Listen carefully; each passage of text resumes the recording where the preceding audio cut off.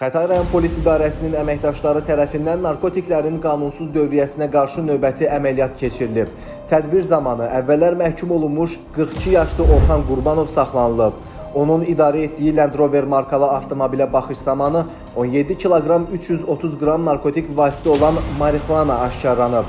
Həyata keçirilən digər əməliyyatlar zamanı narkotiklərin qanunsuz dövriyyəsində şübhəli bilinən daha 3 nəfər 36 yaşlı Emin Bayramov, 42 yaşlı İlkin Əlizadə və tanışı 36 yaşlı Amil İbayev saxlanılıblar. Onlardan isə ümumilikdə 21 kiloqram marixuana və 2 kiloqram 809 qram heroin aşkarlanaraq götürülüb.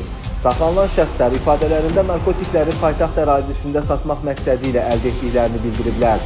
Faktlarla bağlı başlanan cinayət işləri üzrə araşdırmalar davam etdirilir. Qeyd edək ki, cari ilin əvvəlindən Xətai rayon polis idarəsinin əməkdaşları tərəfindən 112 kiloqram müxtəlif növ narkotik vasitə qanunsuz dövriyyədən çıxarılıb.